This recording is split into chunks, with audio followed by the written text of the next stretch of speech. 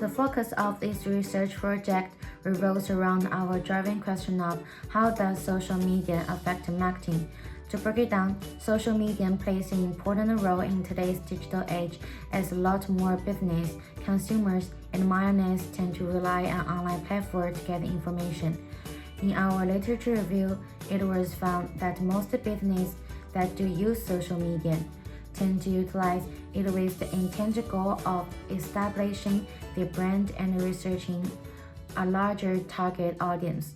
With that being said, the overarching objective of our study is to analyze the content of data and its impact from various brands, business, and companies that utilize social media platforms to promote their branding.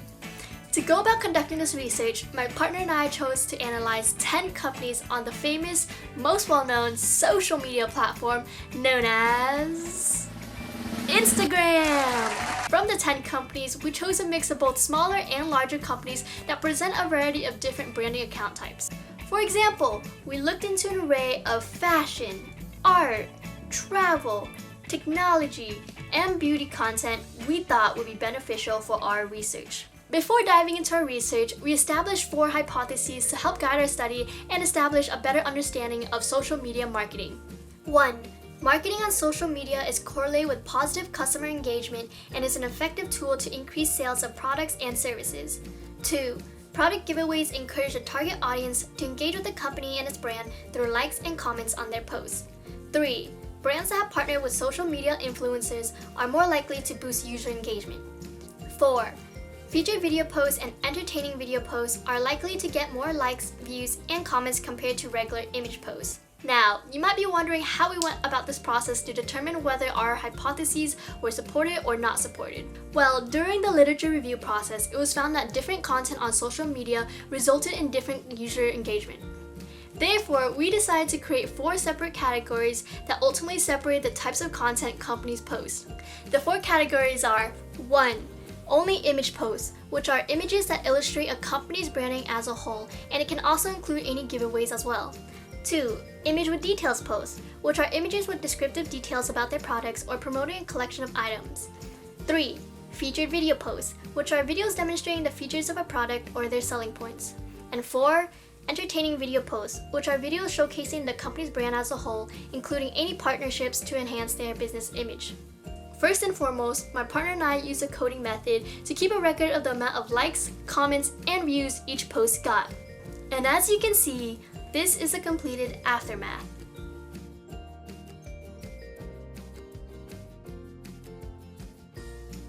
But of course, this could have taken us weeks to get through all of a company's posts, so with the limited amount of time we had, we chose to analyze the most recent 100 posts from each company account. Our study is bouncing off of Jim Tobin's cocktail party concept, which is basically the idea that social media can be a platform for companies to communicate directly to their consumers, as well as network and grow their business.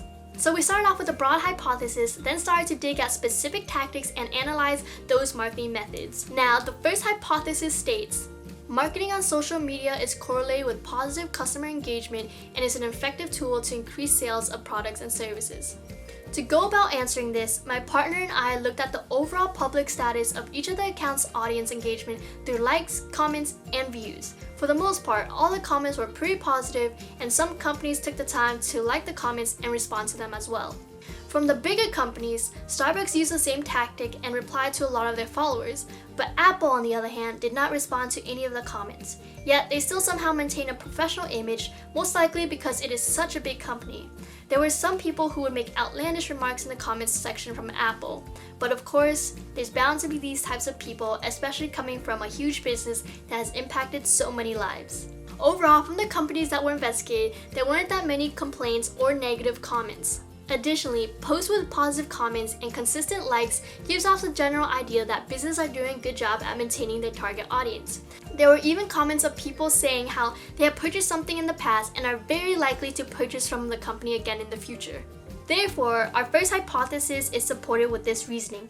Marketing on social media is correlated with the positive customer engagement and is an effective tool to increase sales of products and services. Thus, hypothesis 1 also supports Jim Tobin's cocktail party concept, which was already to be expected. The second hypothesis states, product giveaways encourage the target audience to engage with the company and its brand through likes and comments on their posts. To test this, we looked specifically at the companies that did product giveaways and compared their giveaway posts to their regular posts. For Rain, as you can see, their giveaway post gets more likes and comments compared to their other posts. With Creme Co., most of their comments under all of their posts are filled with emojis or comments saying how cool or sick the product is. But with the giveaway posts, the quality of the comments were more meaningful than all of the other posts. In another example, Sandmark's average comments under their posts are less than 50, but in their giveaway posts, it has over 1,000 comments. It was clear that larger companies did not focus their marketing strategies on giveaways. Rather, we believe it was because bigger companies are more focused on defining their brand. Nonetheless, the increased number of audience engagement from these three smaller companies that encourage giveaways support our second hypothesis, that product giveaways do encourage the audience to engage with the company and its brand through their increased number of likes and comments. Our findings correlate with a study done by Zhang, Olfman, Ko, and Kim, who found that interaction and reward for activities positively influence commitment to the community as well as positively impacting brand loyalty. Both their findings and our findings correlate with one another, as the results both illustrate that rewards and giveaways can create a connection between the users and the brand's identity. Continuing along with our research, with the general focus on the effectiveness of social media marketing, we tested whether or not partnering up with social media influencers will boost user engagement. When conducting the research, it was found that the larger companies such as Victoria's Secret Pink, Starbucks, and Nike don't tend to work with social media influencers. However, Pink and Starbucks both had posts that contained all sorts of people wearing/promoting their products.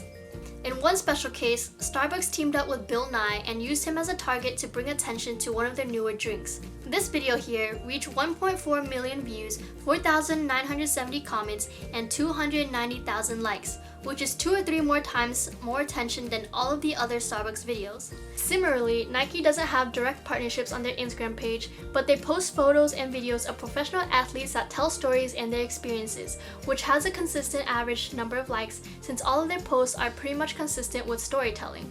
This ties back to our general assumption that Nike, for example, is defining their brand identity through storytelling on their platform. On the smaller end of business accounts, House of Spoils only uploaded photos of their chosen ambassadors, so many of the faces appeared over and over again. So the number of likes and comments from these types of posts did not have a drastic increase in engagement. Supreme Hustle, like Victoria's Secret Pink, only featured people wearing their clothing products. It was in the case that these people were using the platform to promote the product. It was merely them being models, so there was not a huge increase of likes and comments under those posts. Hence, we cannot make an assumption that partnering up with social media influencers will surely boost user engagement, and therefore our hypothesis is not supported with the information we gathered.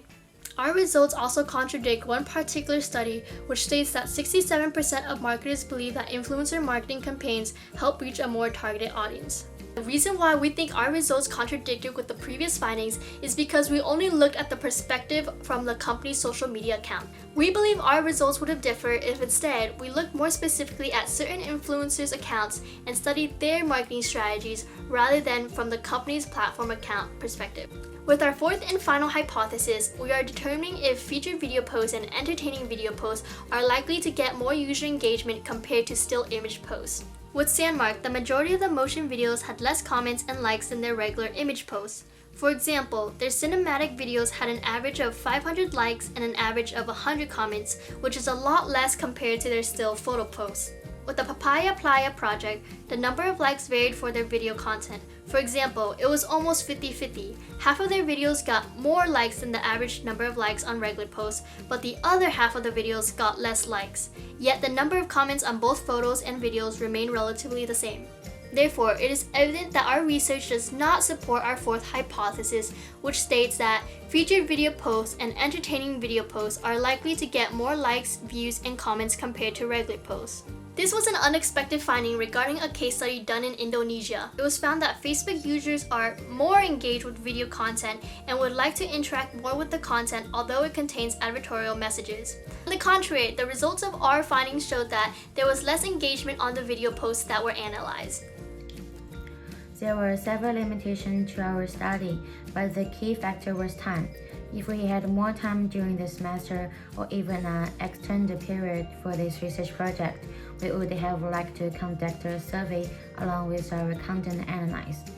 With a survey, we can gather additional information on people that use social media and understand their stance on social media marketing.